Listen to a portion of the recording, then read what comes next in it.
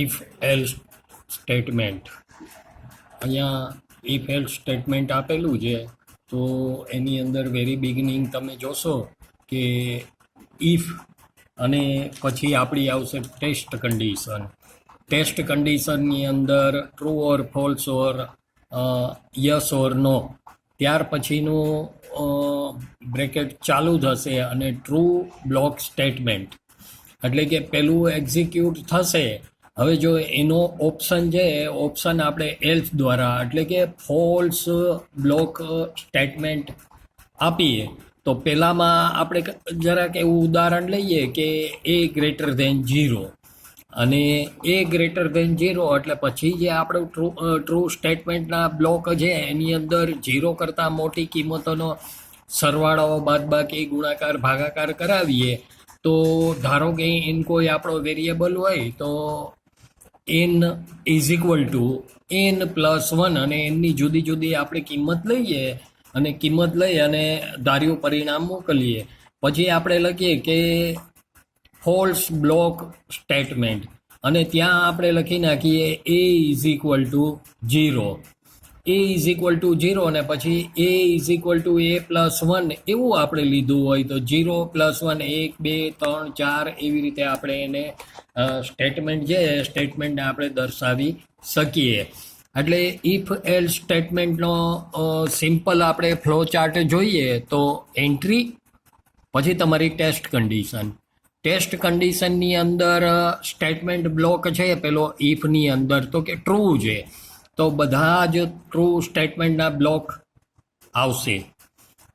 Next one જોઈએ તો false, અને ફોલ્સ સ્ટેટમેન્ટના બ્લોકની અંદર જેમ આપણે પહેલાં જોઈ ગયા એમ એ ઇઝ ઇક્વલ ટુ 0 મૂકી અને આપણે આગળની કન્ડિશનને એક્ઝિક્યુટ કરાવી શકીએ. અને પછી આવશે સ્ટેટમેન્ટ એક્સ, અને એના પછીના નેક્સ્ટ સ્ટેટમેન્ટો છે એ સ્ટેટમેન્ટોને આપણે મેળવી શકીએ. એક ઉદાહરણ આપેલું છે, આપણે પહેલાં જોઈ ગયા કે અહીંયા if marks greater than equal to 40, પછી marks is equal to marks plus bonus marks. એટલે ધારો કે 50% પાસિંગ લેવલ હોય 100માંથી, અને કોઈને 48 માર્ક્સ આવતા હોય તો 2 બોનસ માર્ક ડિક્લેર કરેલા છે અને પછી એનો ગ્રેડ પાસ થાય. તો આ જે 3 સ્ટેટમેન્ટ છે એ ટ્રુ બ્લોક સ્ટેટમેન્ટ કહી શકાય. Next one else. તો એલ્સની અંદર આપણી ફોલ્સ કન્ડિશન આપેલી છે અને ફોલ્સ બ્લોક સ્ટેટમેન્ટ છે. તો marks is equal to marks અને grade is equal to failed, એટલે કે ઇન્વર્ટેડ કોમાની અંદર લખેલું છે.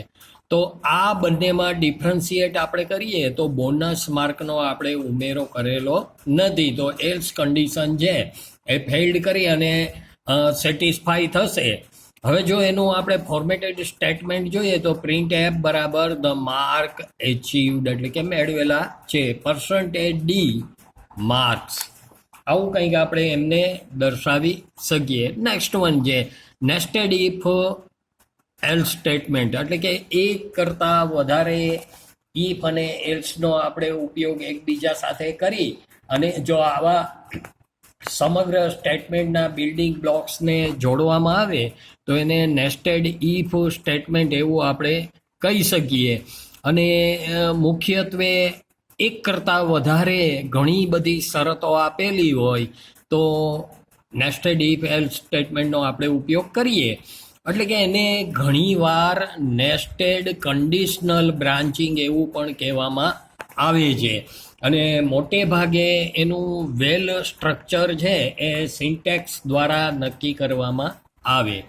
એનું એક એક્ઝામ્પલ છે કે નેસ્ટેડ ઇફ એલ્સ સ્ટેટમેન્ટનું સ્ટ્રક્ચર આપેલું છે, અને આ સ્ટ્રક્ચરને જોવામાં આવે તો if into bracket test underscore condition, એટલે કે અહીંયા તમારે તમારી કોઈ એક ટેસ્ટની કન્ડિશન નક્કી કરવાની છે. તો ઇફ ટેસ્ટ કન્ડિશનની અંદર હવે શું આવે છે તો પેલું statement block bracket close else bracket open bracket close એની અંદર સ્ટેટમેન્ટ બ્લોક. તો આ એક આખી પ્રક્રિયાને નેસ્ટેડ ઇફ એલ્સ કહેવામાં આવે. Bracket close else statement block અને સ્ટેટમેન્ટ એક્સ એ દ્વારા એને આપણે દર્શાવી શકીએ. એક ઉદાહરણ લેવામાં આવે કે નેસ્ટેડ ઇફ એલ્સનું, તો કંઈક ઉદાહરણ આપણે આવી રીતે દર્શાવી શકીએ. તો જોઈએ કે ઇફ જેન્ડર ઇક્વલ ફિમેલ, એટલે કે અહીંયા કંઈક આપણે ઓર કન્ડિશન મૂકી દીધેલી છે. હવે જેન્ડર છે female, if age less than 10, તો હવે એની કન્ડિશન છે સ્ટેટમેન્ટ બ્લોકની, provide free entry, provide free food, એટલે કે જમવા માટેની એન્ટ્રી છે ફ્રી છે. Else provide only free entry, એટલે કે અંદર જમવાનું નથી પણ એન્ટ્રી છે, તો આ ઉપરની અને નીચેની એન્ટ્રી ફ્રી છે એ નેસ્ટેડ ઇફ એલ્સ દ્વારા દર્શાવીએ તો else statement block statement x એના દ્વારા આપણે કરી શકીએ. નેક્સ્ટ વન છે એલ્સ ઇફ લેડર સ્ટેટમેન્ટ. હવે ઘણી વખત મિત્રો આપણે એકારે એન્ડ ઓર ગેટનો ઉપયોગ કરીને કે ફક્ત એક્સક્લુઝિવ ઓર ગેટનો ઉપયોગ કરીને લેડર સર્કિટ આપણે બનાવી શકીએ. તો we have to specify the word ladder. It means it is A staircase, અને ઇટ ઇઝ એ સ્ટેરકેસ એટલે આપણે એમ કહીએ સીડી. તો સીડીનો ઉપયોગ કાં તો આપણે ચડવા માટે કરીએ અથવા તો ઉપર થી નીચે આવવા માટે કે નીચેથી ઉપર જવા માટે. તો as a name implies this statement is use to choose a right way or path among the multiple path. એક કરતાં વધારે રસ્તાઓમાંથી આપણે સ્યુટેબલ એટલે કે સાચી રીતે એવા રસ્તાનો ઉપયોગ કરીએ કે જ્યાં આપણને રિઝલ્ટ મળી શકે. There is another way to putting if condition together, multi-way decision is involved. એટલે કે if શરતનો ઉપયોગ કરીને એક કરતાં વધારે પરિણામો મેળવવા માટે આમને આપણે ઇન્વોલ્વ કરી શકીએ. Means that a multi-way decision means that a chain of decision by using the if condition.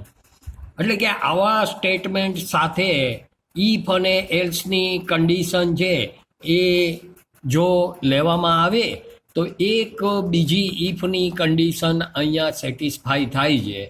અને else if ladder is called 3-way or multi-way decision making system. તો ઇફ લેડરને આપણે 3 અથવા એક કરતાં વધારે પરિણામોના વાળા વાક્યોની અથવા સ્ટેટમેન્ટની રચના કરી છે એવું આપણે કહી શકીએ. એલ્સ ઇફ લેડર સ્ટ્રક્ચર લેવામાં આવે તો ઇફ પેલી test condition statement 1, if else, else if, test condition 2.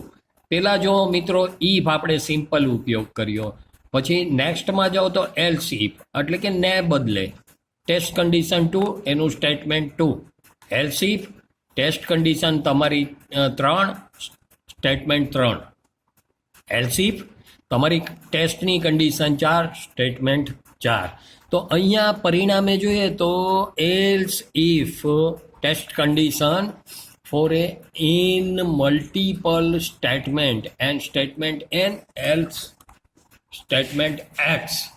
હવે એનો આપણે એક એક્ઝામ્પલ લઈએ અને આ એક્ઝામ્પલ આપેલો છે કે if mark greater than equal to 50 and mark less than 60, એટલે કે 50 અને 60 વચ્ચેના માર્ક કેટલા લોકો આવે છે, કેટલા લોકો સમાયેલા છે એ આપણે મેળવવાનું. તો આટલા 50 અને 60 વચ્ચે આપણે એને ગ્રેડ ડી આપવાનો છે. તો printf your grade is D. Else if mark greater than equal to 60 and marks less than 70, printf your grade is C n time. Else if mark greater than equal to 70 and mark less than 80, આની વચ્ચે કેટલા સમાયેલા છે એનો grade છે એ B. else if mark greater than 80 and mark less than 90. 80 અને 90 વચ્ચે કેટલા માર્ક લોકો સમાયેલા છે? printf your grade is A, else printf you have failed. એટલે કે આટલા સ્ટેટમેન્ટના બિલ્ડિંગ બ્લોકની અંદર you can start from 50 to 100. જે આવે એના ગ્રેડ જે ડી, સી, બી, એ અનુક્રમે. અને આ તમામ ગ્રેડની અંદર જો ન હોય તો બાકીના બધા જ વિદ્યાર્થીઓ ફેલ છે એવું આપણે કહી શકીએ. Next, if mark greater than 100, આ નિશાની આપી છે ઓર ઓપરેશનની, or marks less than 0. printf mark is out of range, else અને નલ કન્ડિશન આપણે આપીએ. બરાબર. હવે એવો વિચાર કરીએ કે સ્વિચ સ્ટેટમેન્ટ મીન્સ સ્વિચની વ્યાખ્યા કરી તો સ્વિચની બે કન્ડિશન હોય, આઈધર ઓન ઓર ઓફ. તો when one of the many statement is to be selected, એક કરતાં વધારે આપણે સ્ટેટમેન્ટને સિલેક્ટ કરેલા હોય અને પછી તમારી ઇફ શરતના ને આપણે એની અંદર ઇન્ટ્રોડ્યુસ કરીએ તો મોટે ભાગે આ સ્ટેટમેન્ટને ઇફ કન્ડિશન જે કંટ્રોલ કરે છે એવું કહેવાય. પણ ક્યારેક આની અંદર કંઈક કોમ્પ્લેક્સિટી આવે, અને કોમ્પ્લેક્સિટી આવે તો આપણે આવા પ્રોગ્રામની અંદર વધારે વાક્યોને આપણે ઇન્ક્લુડ કરવા પડે. અને dramatically when a number of the statement is increase ત્યારે it is too difficult. Then what happen? તો સદભાગ્યે સી જે મલ્ટીવે ડિસિઝન માટેની કોમ્પિટેબલ લેંગ્વેજ છે, અને એ લેંગ્વેજ છે તો built in a multiway decision making statement known as a switch. Switch statement can be test the value of the given variable or a expression against the list of the case sensitive values. એટલે કે આ બધા વચ્ચે એનું matching જો આપણને જોવા મળે સ્ટેટમેન્ટ બ્લોકની અંદર તો તમામ આપણી શરતો એક્ઝિક્યુટ થાય. અને આમ જોઈએ એનું જનરલ ફોર્મ તો આ પ્રમાણે કંઈક આપેલું છે સ્વિચ સ્ટેટમેન્ટ સ્ટ્રક્ચર. મતલબ સ્વિચ એક્સપ્રેશન ઓર વેલ્યુ, એટલે કે કોઈ એક એક્સપ્રેશન મલ્ટી વેરિયેબલ વાળું હોઈ શકે, મલ્ટી કોન્સ્ટન્ટ વાળું હોઈ શકે, કોઈ એક તમારું એક્સપ્રેશન અથવા તો કોઈ એક વેરિયેબલ ધારીને એની વેલ્યુ આપણે નક્કી કરવાની. તો કેસ વેલ્યુ 1 સ્ટેટમેન્ટ બ્લોક 1, તો કેસ વેલ્યુ 1ના સ્ટેટમેન્ટ બ્લોક 1 છે. પછી ઓટોમેટિકલી બ્રેક થશે એટલે બીજું આવશે case value 2, then statement block 2, અને ફરી પાછું એની બ્રેકે વેલ્યુ જોવા મળે. તો આવા એક કરતાં વધારે આપણે એન ટાઈમ કેસ વેલ્યુ લઈએ તો એન ટાઈમ સ્ટેટમેન્ટ બ્લોક બને બ્રેક. પછી આપેલું છે by default statement block break statement X. 1, 2 અને એનમાંથી કોઈ પણ એક એક્ઝિક્યુટ થાય તો એની આપણને ડિફોલ્ટ વેલ્યુ છે એ વેલ્યુ આપણને મળી શકે. સ્વિચ સ્ટેટમેન્ટના કેટલાક નિયમો છે, અને નિયમો માટે આપણે જોઈએ તો મોટે ભાગે આ સ્વિચ સ્ટેટમેન્ટની બધી વેલ્યુ છે ઇન્ટિગ્રલ ટાઈપ હોય, મીન્સ કે ભેગી કરેલી.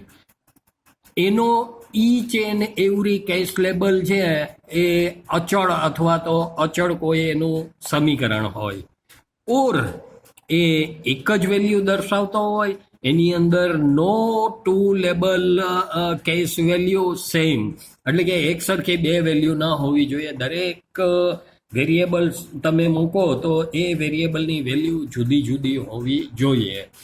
અને એ કેસ લેબલને તમે જ્યારે પૂરું થાય ત્યારે કોલોનથી દર્શાવવાનું. each and every break statement can be transfer the કંટ્રોલને ટ્રાન્સફર કરે છે બ્રેક સ્વિચની અંદર.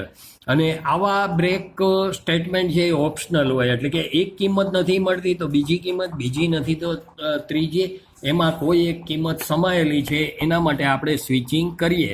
અને ઘણી વખત એક કરતાં વધારે કેસ લેબલો હોય તો એના આપણે સેમ સ્ટેટમેન્ટ મૂકી શકીએ. ડિફોલ્ટ લેવલ ઓપ્શનલ છે. શા માટે?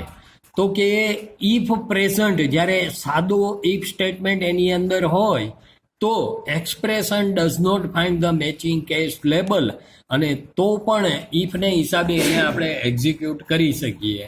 અને there can be most one default level, એક આપણે મૂકવું પડે, ને ડિફોલ્ટ મે બી પ્લેસ, ગમે ત્યાં તમે એને મૂકી શકો, પણ યુઝ્યુઅલી એ આખો પ્રોગ્રામ પૂરો થાય એના એન્ડની અંદર એને આપણે મૂકીએ તો એ નેક્સ્ટ સ્વિચ સ્ટેટમેન્ટ માટે એને આપણે પરમિટ કરી શકીએ. મિત્રો, કન્ડિશનલ ઓપરેટર એ આપણે નેક્સ્ટ ટાઈમ જોઈશું, અને આના કેટલાક એક્ઝામ્પલો હોપ સો કે you will find well. Thank you.